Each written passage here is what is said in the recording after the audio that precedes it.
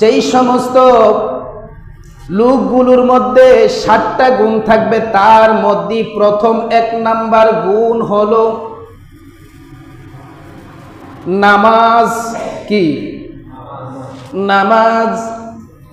শুধু কি নামাজ? আল্লাহ তাআলা বলেন না নামাজ পড়লেই হবে না, কয় নামাজের প্রতি বিনয়ী হতে হবে। সুবহানাল্লাহ। এখানে আপনি খুললে দেখবেন, আমি ঠিক যা যা বলছি আপনি খুললে দেখবেন যে আরে হুজুরের কথা যে এমনি এমনি কি সুন্দর করে, হ্যাঁ সুন্দর করে আল্লাহ এইগুলা বলতে আছে। আপনি মুমিনুন লেখা চার্জ দিয়ে আল্লাহ তাআলা বলছেন নামাজের মধ্যে তুমি ভদ্রতা আনো, নামাজের মধ্যে তুমি নমনীয়তা আনো। শুধু আল্লাহ তাআলা নামাজ পড়ার জন্য বলেন নাই, শুধু নামাজ পড়ার কথা যদি আল্লাহ তাআলা বলতেন তাহলে আমার ভাইয়েরা নমনীয়তার কথা আল্লাহ তাআলা উল্লেখ করতেন না। তার মানে নামাজ পড়লি জান্নাতে না। আমার ভাইয়েরা রে একটু খেয়াল করেন, কেন আল্লাহ তাআলা নমনীয়তার কথা, ভদ্রতার কথা বলছেন? কারণ আমরা যখনই নামাজের মধ্যে দাঁড়াই, দাঁড়ানোর পরেই কিন্তু উদাসীন হয়ে যায়। উদাসীন কি হয়ে যায়? উদাসীন হয়ে যায়। যখন আমরা নামাজে দাঁড়াই দেখবেন অনেক সময় অনেক ভালো লাগে না, দাঁড়াইলাম ঠিক এই একটা নমুনা, আমাদের মধ্যে একটা উদাসীনতা চলে আসে। নামাজের মধ্যে উদাসীনতা যে আসে আল্লাহ তাআলা দেখছেন, জানেন, যার কারণে একটু খেয়াল কইরেন, নিজের দিকেও খেয়াল কইরেন, আর ডান দিকে বাম দিকে খেয়াল করেন আর না করেন, ওইটা তো আমরা জানি যে এতটা উদাসীন নামাজের ব্যাপারে যে নিয়ত বাদে মানে আমরা ঠোঁটটা নাড়াইতে আমাদের কষ্ট হয়। কিন্তু অথচ নামাজের নিয়ম হচ্ছে, সিস্টেম হচ্ছে, আপনি যখন পড়বেন খেয়াল করেন, খুব গুরুত্বপূর্ণ কথা, একটা মাসালা এটা, আপনি যখন সূরা পড়বেন, কেরাত পড়বেন, আপনার কেরাতটা আপনার কানে শুনবেন, আপনার কেরাতটা আপনি কানে শুনবেন। আপনার পাশের ভাইয়ের জন্য ডিস্টার্ব না হয় ওইভাবে না, শুনলে শুনুক না, তাতে কোনো সমস্যা নাই, কিন্তু ওরকম না। অর্থাৎ এমনভাবে যেন হয় নিজের পড়াটা নিজে শুনতে পাই। কিন্তু অথচ আমরা এমনভাবে অনেক সময় নামাজ পড়ি, এই তো নিয়ত বাঁধলাম, ঘাড় কাত করে পড়ে রইলাম, তারপরে কিছুক্ষণ পর রুকুতে চলে গেলাম, মনে মনে নামাজ পড়লাম। আল্লাহকে তুমি মনে মনে জান্নাতে যাইও, মনে মনে নামাজ পড়বো, আমরা মনে মনে কি দিব? আল্লাহ জান্নাত দিব, এটা মনে মনে, বেহেশত মনে মনে পাবো। আমার ভাইয়েরা রে, এই জন্য নামাজের প্রতি 1 নম্বরে আল্লাহ তাআলা বলছেন 1 নাম্বার গুণ থাকবে। সফল কামীদের 1 নাম্বার গুণ হলো তারা নামাজের প্রতি খুবই বিনয়ী হবে, খুশু খুজু নামাজ হবে, তারা উদাসীন হবে না, নামাজের সৌন্দর্যতা থাকবে। তাদের নামাজ দেখলে যেন মনে হবে হায়রে আমার নামাজ যেন হয় না।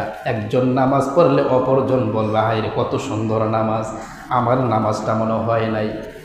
ওনার নামাজ দেখলে মনে হবে কি আমারটা হয় নাই, এমন সুন্দর করে নামাজ পড়তে হবে। আমার ভাইয়েরা রে, 2 নম্বরে মুমিনদের 2 নম্বরে যেই গুণটা থাকতে হবে সেই গুণটা হলো মুমিনেরা কখনো কোনো সময় অহেতুক কথাবার্তা বলবে না। অহেতুক কথাবার্তা কখনো বলবে না। আমি হই 2 জনের সাথে বসলাম, হয় 3 জনের সাথে, হয় 5 জনের সাথে, 10 জন 20 জন যাই কিছু মানুষ আছি, অহেতুক ফাহেসা কথা, অপ্রয়োজনীয় কথা, বেহুদা কথা, ফালতু কথা, যেইগুলোর কোনো কাজই আসে না, সেই অহেতুক কথা মুমিন কখনো বলবে না। তা থেকে মুমিন বেঁচে থাকবে, সেই ব্যক্তিগুলোই সফলকামী হবে। সুবহানাল্লাহ। আমার ভাইয়েরা রে, 3 নাম্বার গুণ শুনেন, কাজে লাগবে ভাই। 3 নাম্বার গুণ মুমিনদের থাকবে যখন তাদের প্রতি জাকাতের নেশাব চলে আসবে। জাকাতের নেশাব আসার পরেই তারা স্বাচ্ছন্দ্যের মধ্যেই ইচ্ছাকৃতভাবে স্বাচ্ছন্দ্য বোধ করবে, নিজের কাছে খুশি মনে করবে যে আমার নেশাব হয়েছে জাকাতের, এই জাকাতের টাকাটা আমি কত তাড়াতাড়ি দিয়ে দেব। সুবহানাল্লাহ।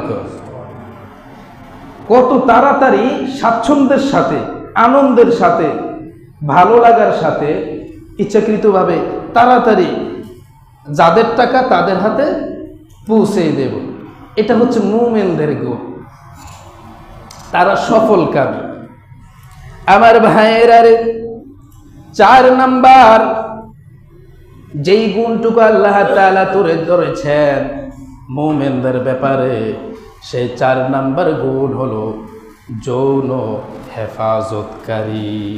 যৌবন আল্লাহ তাআলা জানেন ছেলে মেয়ে সৃষ্টি করেছেন, নারী পুরুষ সৃষ্টি করেছেন, যার কারণে আল্লাহ তাআলা রব্বিল ইজ্জাত রব্বি কারীম তিনি বলছেন যেই সমস্ত নারী এবং পুরুষেরা যদি যৌবনে হেফাজত করে তাহলে ওই সমস্ত নারী এবং পুরুষ সফলকামী হয়ে যাবে।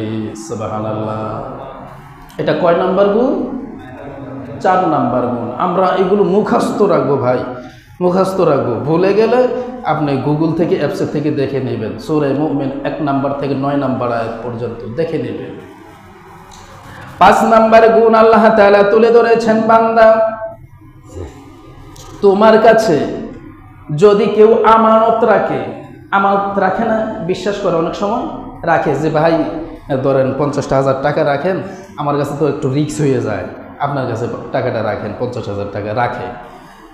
আল্লাহ তাআলা রব্বিল ইজ্জাত রব্বি কারীম সেই একটা রিস্কের ব্যাপারে বলছেন যে এটা কিন্তু একটা খুব একটা লোভনীয় ব্যাপার। বান্দা তুমি লোভ কইরো না। 50,000 কি 1 লাখ কি স্বর্ণ লাখে ভরি, এখন যত কিছুই হোক না কেন তার কাছে রাখার জায়গা নাই। তোমার বিশ্বাস করছে, তোমার কাছেই না রাখছে। ও বান্দা, বান্দারে তুমি লোভ করলা না, কি বা 1 লক্ষ টাকা, কি বা 2 লক্ষ টাকা, কি বা 5 ভরি স্বর্ণ, কি বা 10 ভরি স্বর্ণ, যা কিছু দামি স্বর্ণ অলংকার হোক না কেন, সম্পদ হোক না কেন, যত লক্ষ কোটি টাকায় হোক না কেন তোমার কাছে রেখেছে, তুমি তার সম্পদ তার কাছে তুমি ফিরিয়ে দেবা। সুবহানাল্লাহ।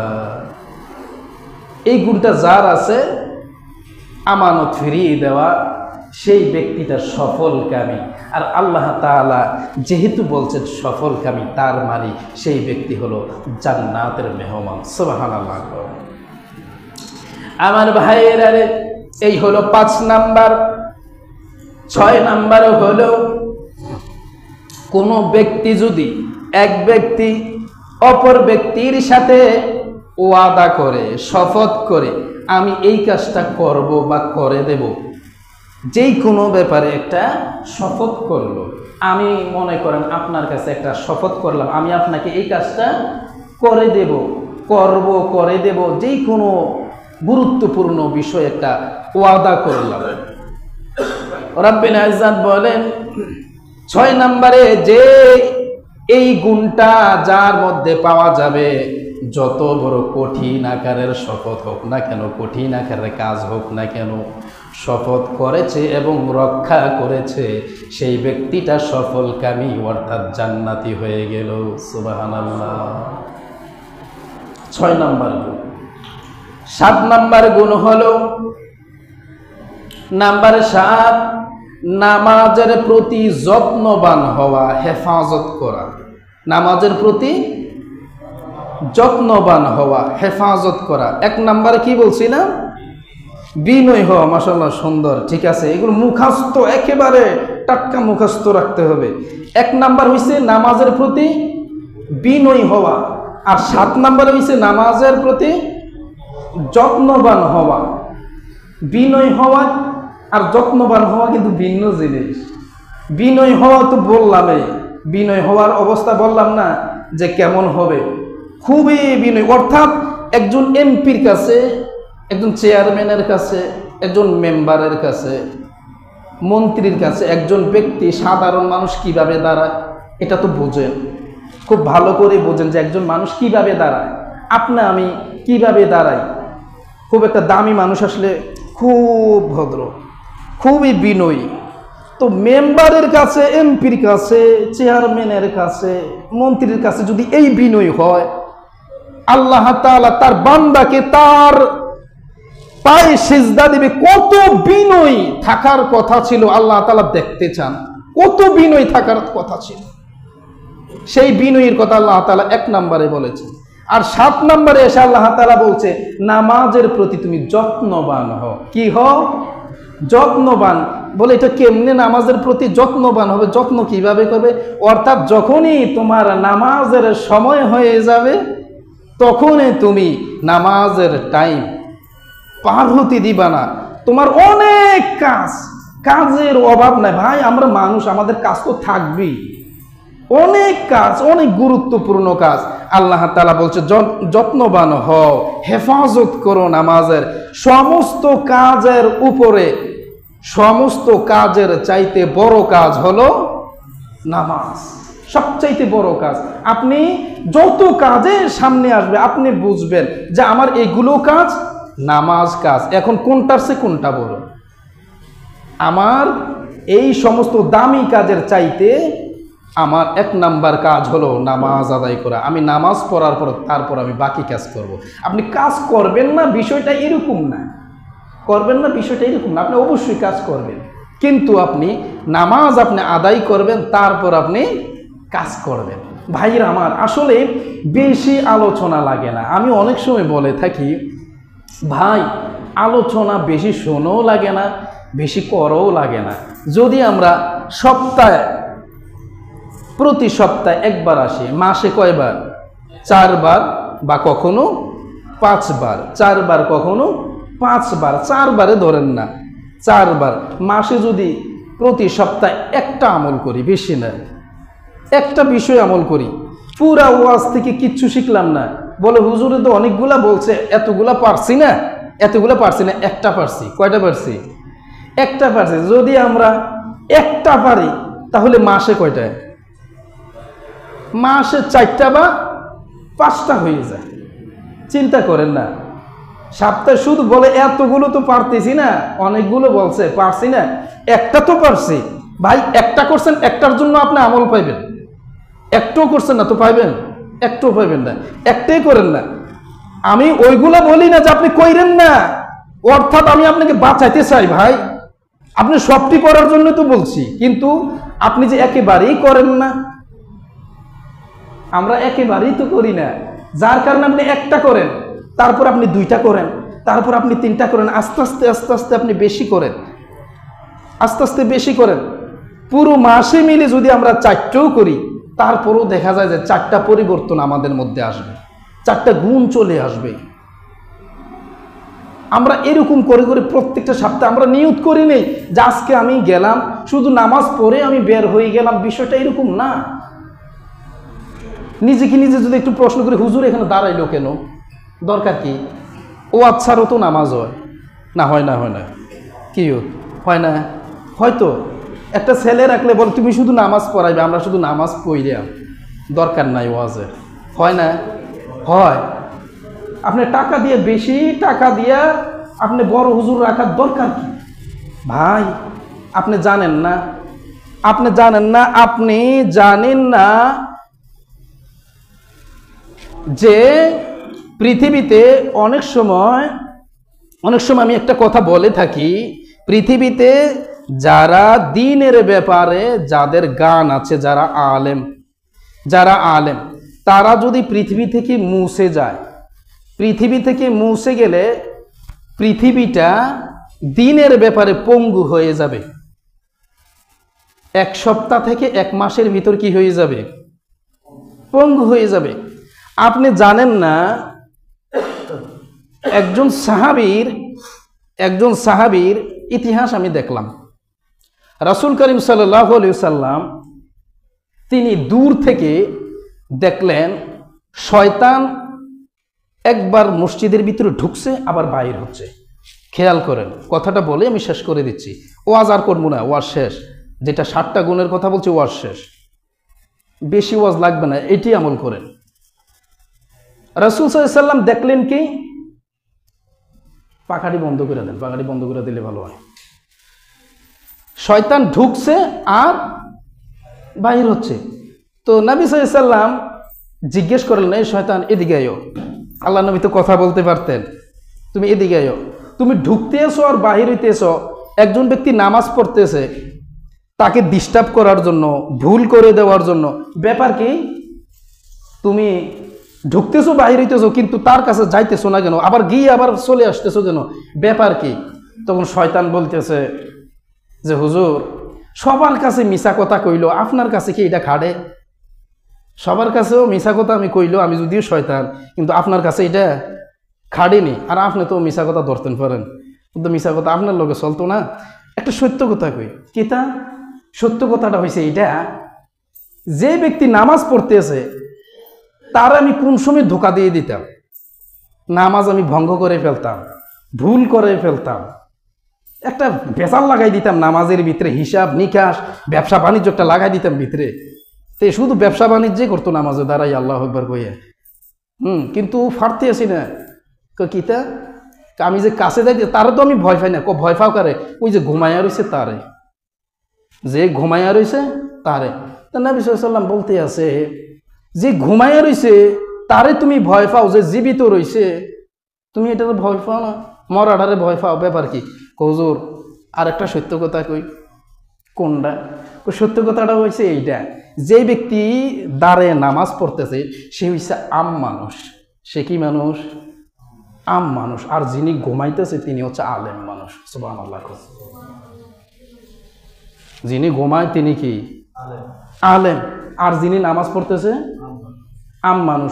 আমি ঘুমাইনাডারে মরাডারে ডরাইতে আছি, কারণ আমি যদি এখন তার নামাজটা একটু ভুল করাই দিই, তো সালামটা ফিরেইয়ে আলেমরে ডাক দিব যে ওঠেন, আমার তো নামাজের এই অবস্থা হয়েছে, কোনটা করন। তখন এবারে মাসালা কইয়া দিব আর এবারে নামাজ পড়বো, আর ডবল সোয়াব হইব। সুবহানাল্লাহ।